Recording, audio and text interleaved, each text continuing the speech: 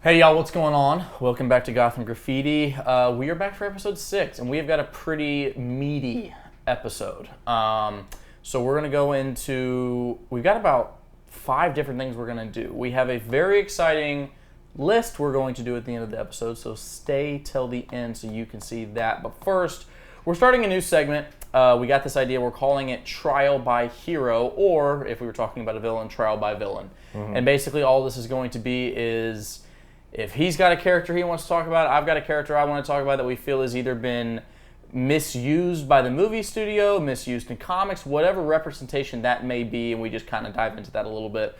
And this week's episode, we're going to be talking about the Hulk. I kind of went under the radar with a bunch of other things, but there was a headline that came out this week saying that Kevin Feige confirmed to Mark Ruffalo, who plays the Hulk, there will never be a solo Hulk film in the MCU. So we're going to let Scott start us off, kind of give us a few points of his own, and then I'll go into mine. But yeah, why don't you start us off? Yeah, well, kind of like what you said, there's been, especially we've got a bunch of Marvel news in the last just couple of days that we're going to talk about here in a few minutes. But like you said, Hulk kind of flew under the radar. And I think it's just really a shame that we're not going to get a solo Hulk movie in the MCU. Yes, we've gotten them in the past. We do have the 2008 one, which I think is criminally underrated. I love The Incredible Hulk. Yeah. I love The Incredible Hulk. My biggest thing, bro, is like we've kind of talked about it before on this channel. It's just really just a shame how Hulk has been mistreated. I mean, he was the muscle of the big three for Marvel for decades. Decades. Yeah, and kind of like we said before, he actually was treated pretty well in the first couple of phases of the MCU. Yeah. Phase 1. Right about Ultron is when Yeah, it was around Ultron. Because, you had Phase 1, you had his solo Hulk movie. I know a lot of people aren't huge fans of that movie, but I think a lot of people have come around on it. It's just one of those where I think it kind of just got lost in all the other origin stories that they were doing at the time. And then they had the actor switch. They moved Ruffalo. And I think looking back, there's a bigger appreciation for that movie, especially the road that we've gone down from the 2008 Incredible Hulk to She-Hulk. It's a night and day difference. Unfortunately, but he was great in that. He was great in the first Avengers movie. Kind of around Ultron when he got beat by Iron Man. Yeah, he did some cool things in Thor Ragnarok. But ever since then, he's just kind of been treated like a joke. And it's really sad because one of the things I wrote down here is I recently watched a couple episodes of like the 70s live action Hulk show. Oh, with Lou Ferrigno? Yes. Really? Yes. What did you find that on? I don't remember.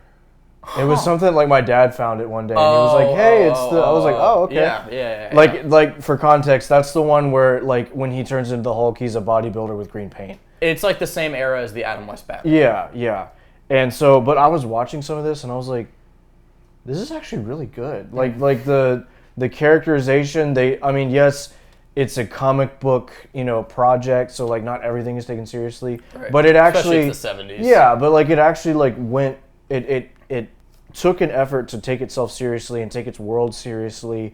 And yes, it's the 70s. There was some goofy stuff that happened, like Hulk's wearing green loafers, like while he's the Hulk. So like, it's not all, super dark and serious, but like, it made me think back to like, Hulk in Infinity War and Hulk in Endgame, where he was just kind of sidelined, or She-Hulk, just the Thanos scene. Like, I know everybody likes that. I don't like that. Like, I understand that Thanos would maybe, in theory, beat the Hulk in a fight.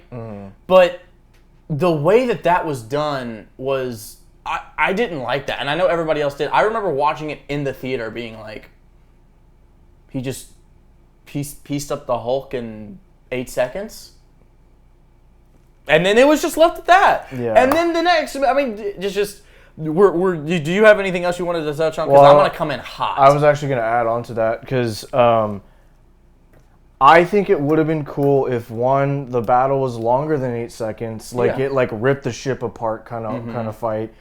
even if I'm okay with Thanos winning, if in the next movie we have Hulk come back with a vengeance and he becomes the green monster we know he is. He becomes like World Breaker Hulk. Yeah, instead of just like time travel. Like not like that Hulk. Like I want anyway, go ahead. Go ahead. So I love the Hulk. Last episode I talked about my love for Batman as a child and how he's always been my favorite character. When I was a kid, I loved the Hulk. Loved the Hulk. Watched the Lou Ferrigno, what he was just talking about. Watched the animated show that no one ever talks about that came out in the 90s.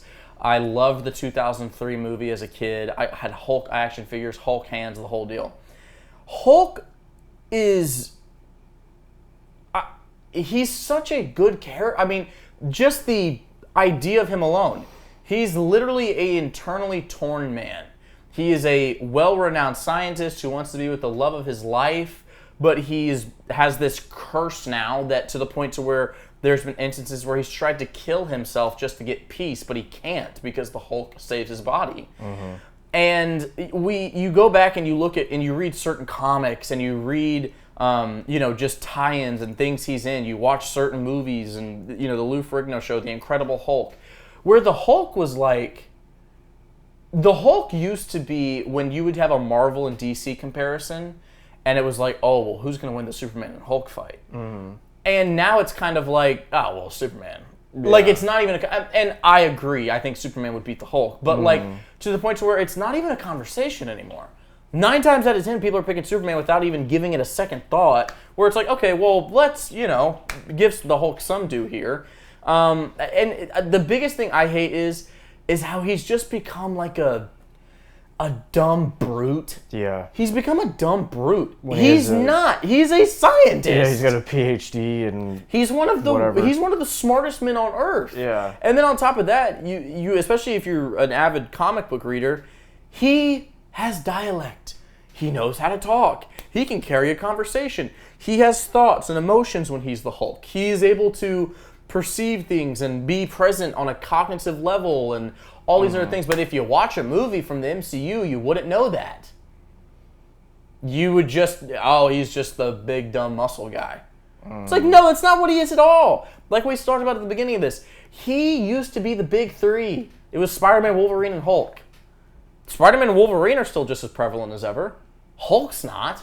Yep. I don't know what the MCU's thing is with Hulk. I don't know. I don't know if it's that they don't know how to treat him. Like it's like they've focused on so many other characters that they don't know how to do it, and now it's just gotten to a point to where you can't now. Which I would argue, I think, in this time in the MCU where they're kind of entering a new life cycle, redeem the Hulk.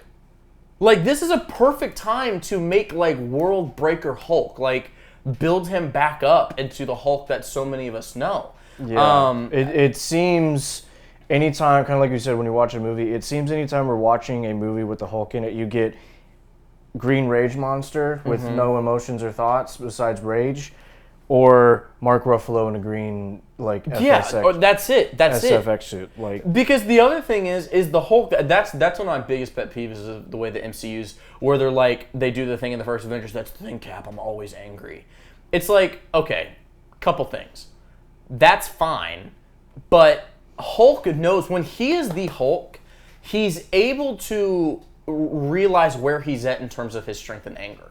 Like, he's not blind. I'm not saying he's never blinded by rage, but most of the time he's not blinded by rage. Like, a lot of times he's the Hulk.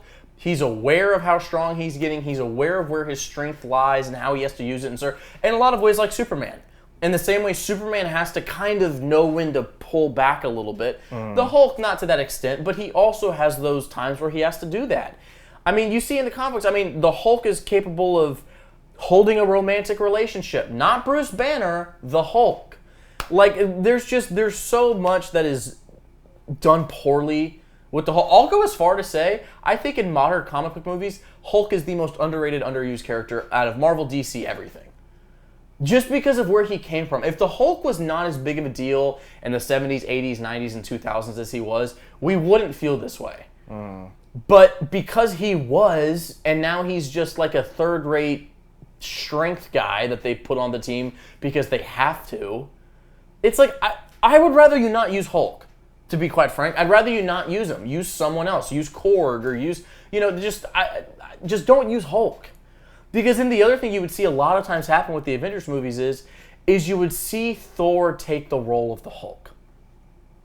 Yeah. Just in terms of strength. And I'm not saying that was poorly done. I mean, it's Chris Hemsworth, it's Thor. I get it. I understand. But there were times where I'd be watching Avengers movies, I'm sitting there and I'm like, so why isn't the Hulk doing that? I'm not even joking, the most important scene the Hulk probably has in the entire MCU in terms of significance is when he puts on the Infinity Gauntlet. Yeah. Really let that sink in. The Incredible Hulk's most significant, important scene in the entire MCU is when they just have to feed off his invulnerability and strength. Mm. That's sad. That's not good. And I'm not saying it wasn't done well. I'm not saying it wasn't done well in the movie. I'm not saying any of that. I'm just saying the fact that that's what it was, there's an issue there. Yeah, my biggest thing, kind of like what you were saying, is that pretty much since the first Avengers movie, any fight Hulk was in that was not against some army of CGI robots or whatever it was, he lost. He loses. He loses to Thanos. He loses to Iron Man. Yes, he lost to Thor in the first Avengers movie when they were fighting. Thor. Like it's anytime he's matched up one-on-one with some other person. That's a great point. Yeah, he gets beat every single time, and I'm not even saying that like I said earlier, I don't mind if the Hulk gets beat by somebody. Right. I don't if it means well for the story. It has to mean something. It has to mean something. Like with Thanos. If Thanos beats the Hulk, and if Hulk were to come back more like the Hulk we saw in the first Hulk movie and Avengers movie, and just wipe the floor with Thanos, I would have been out of my seat cheering. Like it's just we have to see Iron Man beat up Hulk. We have to see Thor beat up Hulk. Thanos beat up Hulk, and I'm sure there's another one I'm forgetting, but it's just every single time we see the Hulk, he gets beat, and now he has to like cower in a corner and listen to whoever. For DC guys that don't really pay attention to Marvel or know anything about Marvel, and for an equivalent, this would be the equivalent of like the DC doing a Justice League movie and putting, let's say Wonder Woman, because obviously not Superman, but like Wonder Woman, and has serious and iconic and as much of a legacy character as she is, and in James Gunn's new universe, he's like, well, she's going to lose every single one-on-one fight she has. We're going to make her one-dimensional, and we're kind of going to make her just a blow-off piece character. Everyone would be like, what? Because she's in the big three of DC. She's Wonder Woman. Yeah. So it's just, we'll wrap it up by saying we very much so hope at some point in the near future Hulk gets some more respect. We didn't even touch on the She-Hulk stuff. But we don't want to. We didn't even touch on that. But we hope he gets more love as a character, more respect, more appreciation, whether that's animation, video game, just whatever it is. Just we're hoping that happens. And so that is our case for the Hulk and Trial by Hero. So coming off that, we are going to go straight into Marvel's 3 big announcements this week. All right. So coming off of a little bit of a downer with the Hulk, we're going to go into some exciting news. Kind of like I said at the beginning of the episode, we've had a lot of Marvel news in the last 2 days or so. So first off, we're going to get into the Deadpool trailer that dropped during the Super Bowl, which was awesome. I don't wasn't it like one of the most watched trailers? Yeah, they said like between the Super Bowl ad viewership and the YouTube viewership, it's like the most viewed trailer of all time. It broke some record for like most views or whatever it is. But anyway, so we're going to go ahead and talk about it here for a couple of minutes. We don't have a whole lot to say about it, only because it's the first trailer. Right. So we'll see what happens, but let's go ahead and get your thoughts. What do you think? I'm a big Wolverine guy, so obviously I nerded out. I loved it. My only nitpick was with the trailer is the fact that like they tried to do the end thing where like they show Hugh Jackman's arm. And it's like, we've already all seen the suit. Like, yeah, just show us. Which I saw an argument, somebody saying, like, everybody who's seen the suit is comic book people on the internet. The mainstream people haven't seen that yet, which I'm like, all right, that's a fair argument. Yeah. But I still would have liked just one more shot. Like just one shot of him. Yeah. Which I'm assuming that'll come in the second or third trailer. But I thought it looked great. I have a lot of faith in this because of the fact that Ryan Reynolds came out and was like, "Hey, if I'm not doing it if I'm not doing it my way." Mm-hmm. And so the fact that Disney is allowing him to do this, and I mean, in the first 30 seconds of the trailer, he makes a joke about Disney. So I looks directly into the camera. Yeah. So I've got a lot of faith for this. I think it's going to be great. I mean. Yeah. I think it's going to be one of those movies, which I think we haven't had in a long time, of just fun superhero. Like, I don't think it's not going to be super big stakes. It's Wolverine and Deadpool. It looks like a lot of fun, and I'm very excited for it. Yeah. Well, funny enough, that was one of the things I wrote down. Was like I was a little disappointed we didn't get to see. Yeah. We saw like the back of his head and like his arm reaching across. Right. And, like. It would have just been cool to see him because we've already seen the suit. We've already seen him on set. We know what he looks like. We just want to see what it looks like in the movie. Yeah. But regardless, other than that, I think it looks really, really good. I think this might be one of the most self-aware Marvel movies we've probably ever going to get. Yeah. I think it's cool that I don't know a whole lot about the TVA. I haven't seen Loki or anything like that. But I find it cool that they're going to be the bad guys because they've been pretending like they're the good guys, which I'm kind of like, are they really? So that'll be cool to see. It'll be interesting to see. There might be some time travel involved. I know we got to see a little bit of it. I'm really hoping we get to see more X-Men because we saw the leak of Scott in the like comic accurate Cyclops suit. Yeah. So, bro, I hope to the Lord that we get to see Gambit. I want to see Channing Tatum as Gambit so bad. I know he's a little bit older now, but like, you remember when that was like a big fan casting for years? Was Channing Tatum as Gambit? I'm really hoping we get to see Gambit. If we're seeing Cyclops, I'm assuming we're going to see more. I think we're seeing Jean in it as well.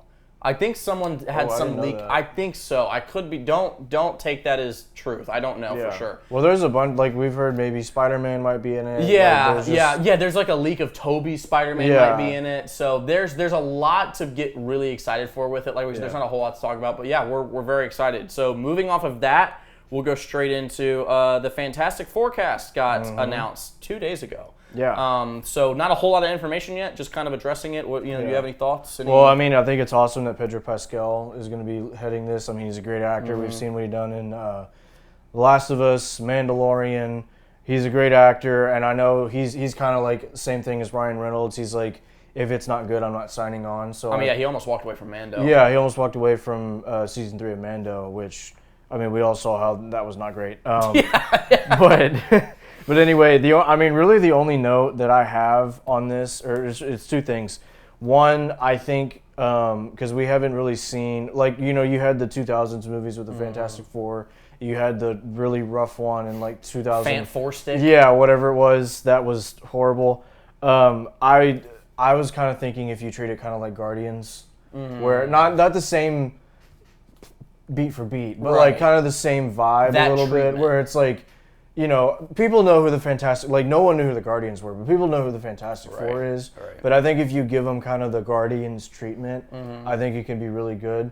And then the other thing is going forward with the MCU, I think if you had Pedro, Ryan Reynolds, and the guy who plays Wolverine, I just blanked, Hugh Jackman.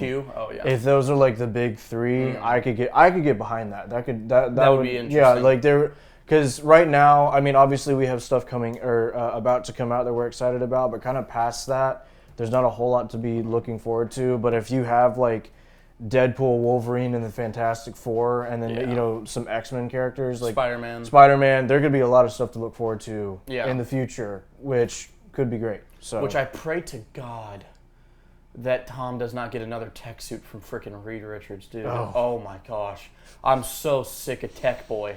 Yeah. Iron Man Jr. But I'm a big Fantastic Four fan. I've always loved the Fantastic Four.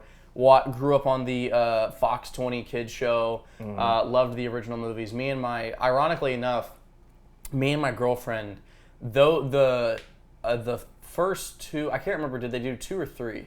I think they only did 2. They did the first one and then they did Rise of the Silver Surfer. Right. Those are like some of our biggest guilty pleasure movies. Those are like when we don't have it, like, hey, do you want to watch one of the Fantastic Fours? Like, I've always loved the Fantastic Four, so I'm very excited. I don't know a whole lot about the cast. I don't think anybody. I know one of the dudes was big on Stranger Things. Obviously, Yeah. Pedro. I'm not too familiar with who's playing Sue and then who's playing Thing. But I trust the casting. I mean, if Pedro's getting cast, then I'm assuming the rest of the cast will fill in line great. Yeah. I'm really hoping that Pedro cleans up for this role, though. Like, I know his look is kind of like the scraggered, like, you know, and I get it. It's a good look. But, like, I hope that they clean... Like, I want Reed Richards to be very polished and very, you know, very scientisty. So I'm hoping that they do that with him. Clean shaven with the silver, white. Yeah. So I'm hoping we get that. I will tell you one thing. I'm really looking forward to seeing the suits. I do feel like the MCU, granted the CGI has looked not great the last few years, but I feel like the MCU's always done a really good job when it came to costume design. So I'm really looking forward to seeing the suits. None of that, not much to go off of, but we're very excited for it. So, and then lastly, we have X-Men 97, baby. Coming back for season 6? 6, yes, or 7, excuse me. 6, 7. 6 or 7. Yeah. Can't remember off the top of my head. But obviously, I'm ecstatic. If y'all followed the TikTok, y'all saw that I just got my animated adaptations omnibus in the mail. I did a little unboxing for that. I'm through the roof excited. It looks good. I will say I don't know how much I love the voice changing. It probably will just take some getting used to. But I mean, it looks great, man. It looks so good. I'm really interested to see what happens with, you know, the X-Men after Charles passing, and now he's not there anymore, and Magneto kind of takes over his estate. So I think there's a lot to be very excited about with that. I know you're not huge into X-Men, but I'm sure you have some thoughts as well. Well, yeah, I thought the trailer looked great. I might even, you know, start watching the old stuff. Yeah, so get I into can it a little bit. Yeah. kind of catch up a little bit. There's been rumors circulating that the 90s Spider-Man show might be coming back. Yes. So So there were a couple of little Easter eggs hidden throughout the trailer that even I picked up on when I watched it. I was like, you're talking about the newspaper, right? yes. Yeah, so yes. for those that don't know, there's a shot at the very beginning of the trailer where a Daily Bugle newspaper flies, and it says, by Eddie Brock. So... And there's like, I think in the corner it says something about Spider-Man. Oh, yeah. So I think that'd be great. I don't know. Dude, that would be so awesome, but with as much work as it took to get this, I don't know. But it would surely be nice. Yeah. Who are you? Do you, other than Wolverine, do you have a X-Men you're particularly looking forward to seeing in that? I don't know, because Charles Xavier is my second favorite. So I think you'll like Cyclops. Yeah. I think you'll, not because they have the same name, but I think you'll like Cyclops. Yeah, we made a joke the other day. I'm named after Cyclops and Ant-Man. Ant-Man. Yeah. So, but yeah, I think it looks really good. Also, the shot, I'm gonna make him do a little extra editing work. If you can put the shot in of X-Men on Gambit running, that still shot. I'll put it right there. Okay, that shot, dude. So when I woke up the morning that released, I watched it in bed. I like jumped out of my bed. I was like, "Let's go!" because of how pumped I got from just that shot alone. So I think it's going to be a great show. We're super excited for it. But so now that we've gone through the 3 Marvel announcements, we're going to go straight into the read of the week.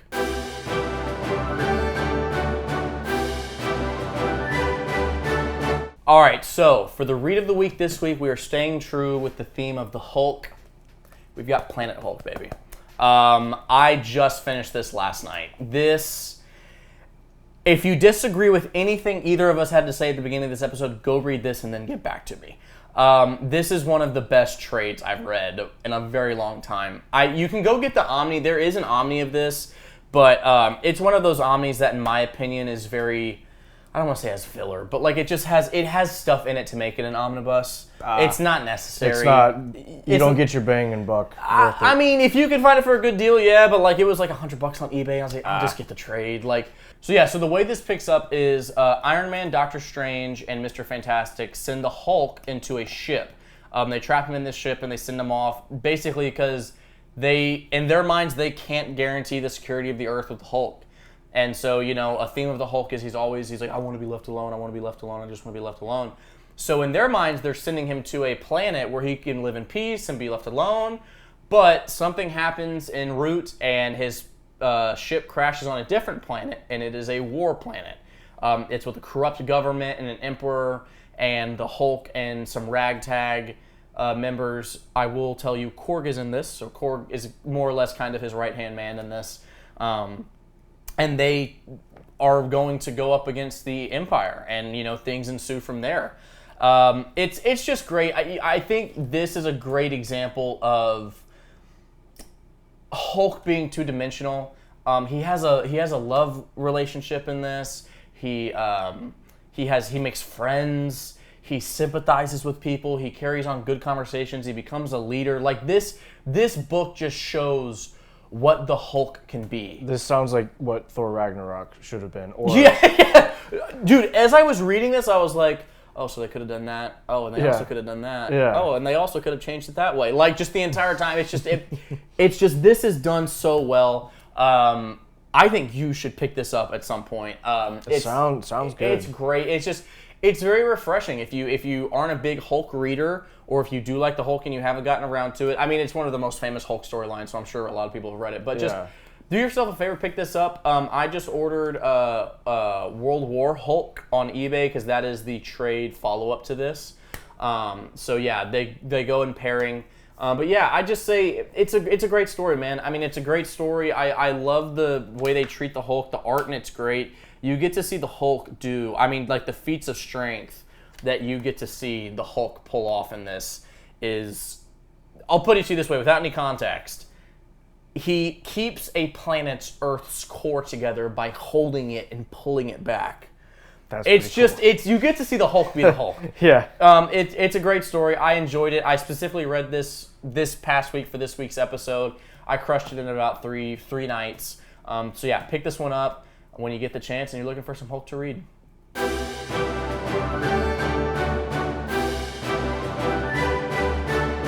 All right, guys. So for this week's list, we are doing something that we kind of came with on the spot, and we're very excited for it. Mm-hmm.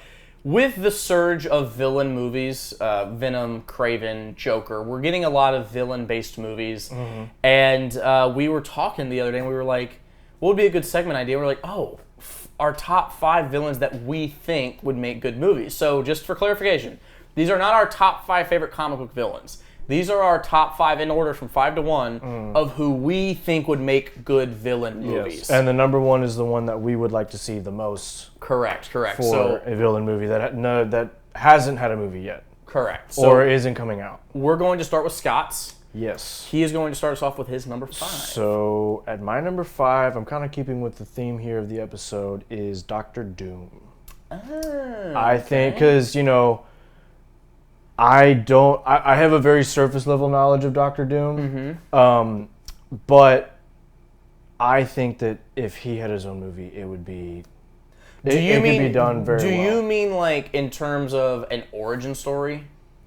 That, or just him ruling his empire or his country, whatever. From like his perspective. Yeah, like because I mean I know the whole thing about Doom is that he thinks he's the good guy, and like if he was in charge, that he could make the world his own image. So like if we got to see his perspective, I think it would kind of like the Joker. Like we got to see his perspective and kind of what it looks like. Empathize with the character. You can empathize a little bit with him, and I also know Dr. Doom. He's very cold. Like he's just cool. Yeah, very matter of fact. Yeah, and I think if you got a good writer behind it who really understood the character, I think it'd be I'd watch it. I don't hate that at all. Yeah. I really like that pick, actually. Yeah. So I like that pick a lot. What about you? 5 for me. So there's a little bit of a caveat on this, and the only reason I put this is because I love this villain, and from what we've seen, I don't think it's going to be great, is Kraven the Hunter. So I know he's getting his own movie. You just broke the rules, dude. I know he's getting his own movie, but my pitch is different. Because the Kraven the Hunter movie we're getting, it looks very Sony. It's like, okay. My pitch is this. It's an origin story of Kraven. You watch him, not as a child, as a young man. You see him start, he's following his mentor, all these other things. And basically the way the movie continues to go is because he's a trophy hunter.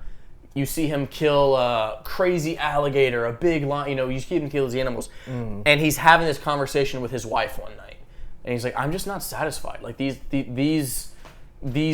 trophies are not satisfying for me. So he goes to start to hunt heroes. And I don't think you have him hunt Spider-Man. You don't do that. You keep it more monotone. But just some B, C list here. Maybe even some villains, right? We saw him do that in Spider-Man 2, the video game. Like, have him just people that he thinks would be worth his hunt. That's his whole thing, right? Is the hunt. So you could start in, he's in the jungle. Maybe you have him fight someone from Wakanda. Ooh, maybe cool. not T'Challa himself, but Right. you have him fight some Wakanda people, and then maybe from there he goes, to New York, and he goes to hunt, I don't know, Rhino, and you just kind of do that where it's not a big stakes story, it's not some world-ending story, it's a very small, intimate story of just Kraven growing up and continuing to then hunt these larger-than-life trophies, as he would call them. Yeah. So yeah, that's my pitch for number 5. I'd watch that. Yeah. So what do you got for 4? So at number 4, I have the Green Goblin. I think yes. So we've seen the Green Goblin in Tobey's Spider-Man. We got to see a not great version in the Amazing Spider-Man 2. I grew up. I didn't watch the '90s Spider-Man growing up. I've seen it. I grew up watching the Spectacular Spider-Man. And That's the one thing we differ on. Yeah, dude, Spectacular Spider-Man was my show. Anyway, but from watching the Spectacular Spider-Man, the Spider-Man show that I grew up on, a lot, I think 90% of the plot, and I mean it's like a 2-season arc with the Green Goblin. Like if you could find somebody who can do something like that, and maybe Spider-Man doesn't have to be in the movie, maybe he does. Yeah, I honestly wouldn't care either way. It'd be cool to have Spider-Man in it. You could even make the first half of it being Norman perfecting the formula, trying to get it approved. Yeah, well, you could have him coming up through business school, seeing he sees the corruption, and then he starts working on the formula. And so a Joker-style Green Goblin. Yes, but you could, in theory, have Spider-Man in there, but there's not going to be a big final battle between him and Spider-Man like a movie. I like that. Yeah, I like that a lot. So my number 4 is going to be Deathstroke. Ooh. Slade Wilson. Dude, I forgot about Deathstroke. Forgot about him. It's fine. Go ahead. So the reason I have Deathstroke is, I'm not gonna try and invent the wheel here. Very similar. If you've seen the animated movie Knights and Dragons, came out 4 or 5 years ago. I think it's a great adaptation of Deathstroke. I would probably do a little bit less family stuff. My idea for this is prime year 4 Deathstroke. Yeah. The movie would follow him along as a soldier through his it'd be an origin story. Him as a soldier, becoming a colonel, going into this experiment, becoming Deathstroke, Wintergreen, the whole thing. And then I would just have him doing bounties. It's a bounty hunter movie. Not him with his kids, not him being a good guy. This is blood-hungry Slade Wilson when he's 36 years old. Yeah. And just killing people. You could maybe even do this before he loses his eye. Like that. Or he loses his eye during in the a movie. mission. Yeah, kind of thing. Nothing too crazy, just that. I think that's a great pitch, and I think that would do a lot of money. Dude, get Joe Manganiello back. Have him be Deathstroke again. Talk about how we got the perfect Deathstroke and then didn't just get it. never got to see him ever again. But so for me, my 4th is Deathstroke. So what is your 3rd? My 3rd. So the next 3 that I have here on the list, I kind of took inspiration from the Joker. Okay, so that kind of movie? That kind of vibe. Yeah. So my number 3 is Clayface. Which Clayface? Matt Hagen or Basil Corleone? Matt Hagen. Matt Hagen. The actor. Nice. So if you've seen Batman the Animated Series, if you haven't, what are you doing? Anyways, but if you've seen Batman the Animated Series, there is, what is it, Feet of Clay? Yeah, it's probably one of the top 10 episodes. Yeah, it's that 2 episode, and then the clay or the Two-Face. And he's got the other episode. He's got 3 really good episodes. He's got Feet of Clay, Mudslide, and then the one in the New Adventures when he's the little girl and Tim Drake befriends the little girl. Yeah. Clayface episodes are really good episodes. Anyway, if you've seen Feet of Clay Part 1 and 2, I mean, you already know what I'm talking about. If you literally just did those 2 episodes in movie form, I mean, like you said, the movie writes itself. You see him being torn between, him wanting to be an actor and wanting the attention, and him feeling like a monster. And you could have his family, his wife. And how cool would it be if you did it in the pitch was once he gets infected and becomes Clayface, he's still trying to be an actor, Yeah. but he can't hold form for that long. So you could have something. You could have something similar to the Joker movie where he gets invited on a show and everything just goes wrong. Oh, so he loses that. his composure. Like physically, he starts becoming Clayface. Everybody starts freaking people. out. Yeah, there's riots in the streets like that. That would be really cool. I like that. Yeah. I like that a lot. Yeah. That's good. That's good stuff. That's good stuff. All right, so then I'll go into my number 3. My number 3 is Wilson Fisk Kingpin. So yeah, I've got Kingpin. My idea for this is a street level crime movie. Just Sopranos, but with Yep. So no Daredevil, no Spider-Man. This is like young Wilson Fisk growing up, going through the domestic abuse from his father to his mother and himself. It's him. You know, you get to watch and see why he's so twisted and the way he is and how he is. You get to watch him climb the ranks of the New York, crime families and to becoming the Kingpin. And I think the conflict in the movie is about second act. He becomes the Kingpin, and then he's going up against the other gangs team up to try and take out Wilson Fisk. That would be cool. And Wilson Fisk prevails by the end of it, and then that can kind of set up other things if you want to go from there. But for those of you that watch the Daredevil show and have read the Zdarsky run or just read a lot of Kingpin, Kingpin's a great character. He gets overlooked a lot. But he's basically like you said, he's basically like comic book Tony Soprano. Yeah. Like but much smarter. He's super smart. I love Kingpin as a character, and I think like a crime, because I also think for Marvel, I think that'd be a palate cleanser. Like a street level crime, gritty Kingpin movie. I think that'd be good in a bunch of different aspects. So yeah, for 3 for me, I've got Kingpin. But yeah, so now we're going into our top 2. So who is number 2 for you? Number 2 for me is Reverse Flash. That is a good pick. An Eobard Thawne Reverse Flash movie would be... In his timeline or in Flash's? Like him becoming the Reverse Flash. And then like... Because from the comics that you've told me about, like him rationalizing why he needs to make...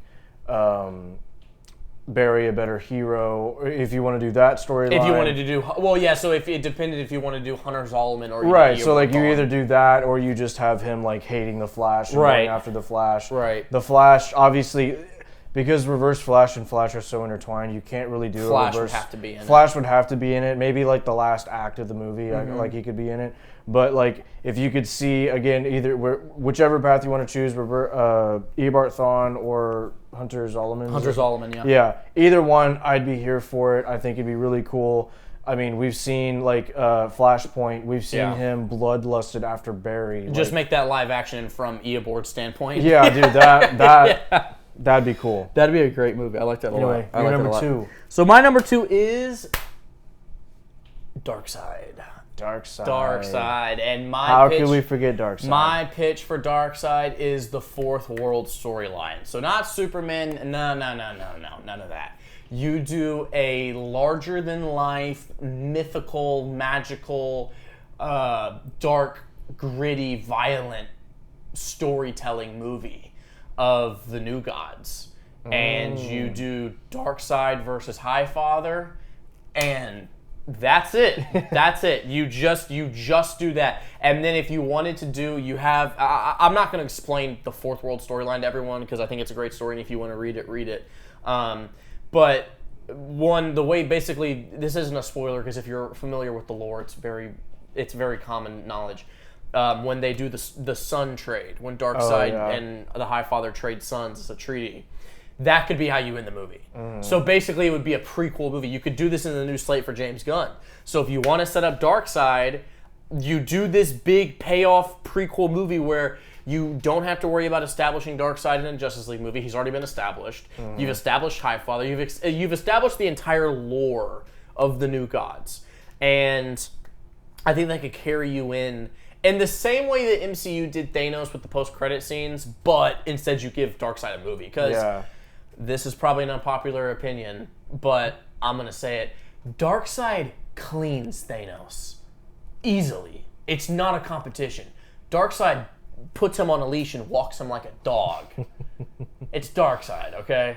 So I think Darkseid's worth his own movie, and I as a Darkseid fanboy, that's just I couldn't imagine the I mean, dude, can you imagine the visuals? Well, like when you were saying that, it's almost like a Lord of the Rings meets Star Wars, Yes, like that kind yes. Like, can you imagine the head-to-head battle. visuals of that? Like, Dude, like yeah. an IMAX, like the you visuals get like of, James Wan, like someone who understands like yeah, grand scale yes. SFX stuff like that. I actually, that's a great pick. I would love Yeah. James, because you take the stuff he did with Aquaman and you put it on. You just you just transfer it over to yeah, that. I like that a lot. I like that a lot. So, all right, so your my number one pick. number one. So, funny enough, I actually had a conversation about this several years ago when Joker came out. I was talking with, I worked at a pizza restaurant at the time, and I was talking to, we would talk superheroes every now and then, and Joker had just came out, and we were like, yeah, Joker's really good, and he asked me, he's like, so if they did like another Batman villain, like, and gave them the Joker treatment, what would you want to see? And I said, Mr. Freeze. Ooh. So a Mr. Freeze movie in the style of the Joker 2019 movie. Ooh, yeah. And I mean, because do you do the animated series story? Oh, you have to. Yeah. And like I was just about to say that, like, because Mr. Freeze before Batman the Animated Series was just like, I have a cold gun. But like now he's got his wife, and obviously we've seen the Arnold Schwarzenegger, Goofy. Like, give us like Mr. Freeze, like a tormented man. Tormented Mr. Freeze. He's trying to help his wife. He's doing these horrible things to corporations. Again, it's one of those, take it or leave it, whether Batman's in it or not. He could be in it. He could not be in it. But I mean, if you just take like, what is it, Heart of Ice? That episode. Heart of Ice, yeah. If you just take that episode and stretch it out to like a two-hour movie, like, I like that a lot. Oscar-winning. Like, I like that a lot, yeah. and you get like.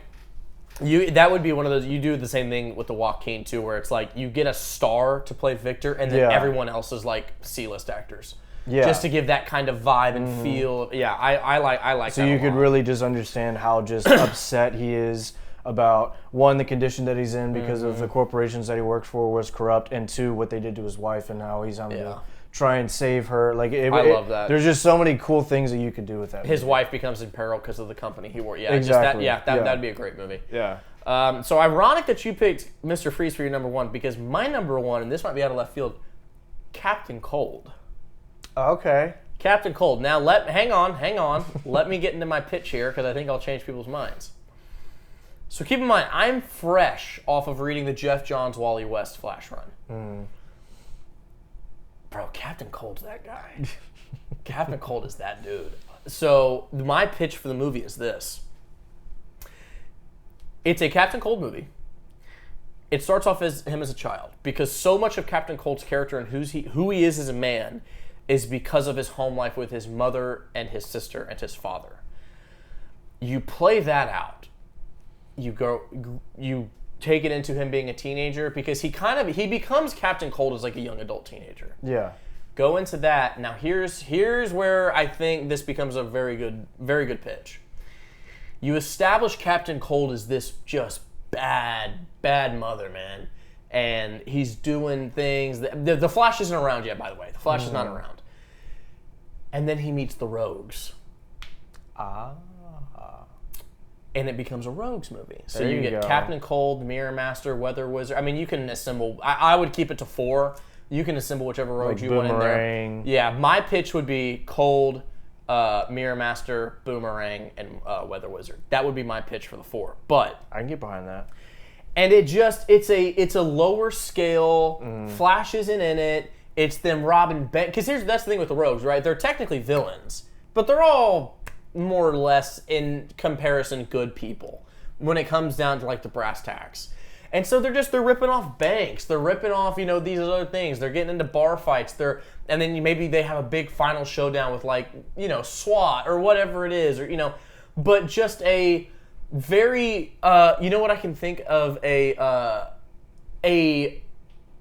Baby Driver-esque, Baby Driver kind of movie, to where not Baby Driver obviously, but just that kind of that vibe. Yeah, where it's like it's different, and it's they're doing illegal things, but they're not really bad people, and they have these eccentric costumes, and you get to dive into Captain Cold, Leonard Snart as a character. You can do that with Mirror Master and Boomerang and Weather Wizard and his brother and everything else, to the point to where you've got Flash's rogues set up. Yeah. So now when you do a Flash movie, everyone already knows who the rogues are. Mm-hmm. Everyone knows how serious of a threat they are, and everyone has a favorite Flash villain now.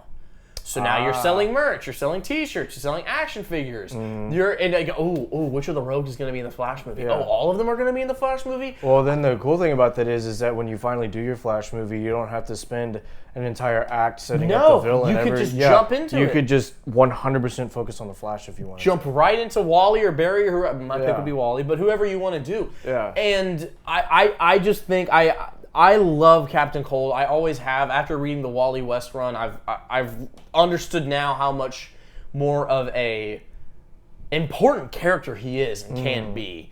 And as the leader of the Rogues is just, I think that's my idea with this is it's refreshing. It's palate cleansing. It's not something we've been seeing the whole time. If we can get the Rogues in a Baby Driver style movie, you're telling me people wouldn't jump at the bit to go watch that movie? Oh, if it was done well, definitely. Yeah, 100%. So yeah, that's those are our pitches for if we came to and asked, hey, if you were going to do 5 villain movies, what would you do? Those were our 5. So let us know what you think. Hopefully someday some of these movies will. If they continue with this whole villain movie thing. Yeah. But yeah, so we'll let Scott close it out. But yeah, that was our episode for this week. Thank you all so much for watching. We really appreciate y'all's support. If you would please hit the subscribe bell, just it'll give you notifications whenever we make new videos. But that'll be it for this week's episode, and we will see you next time.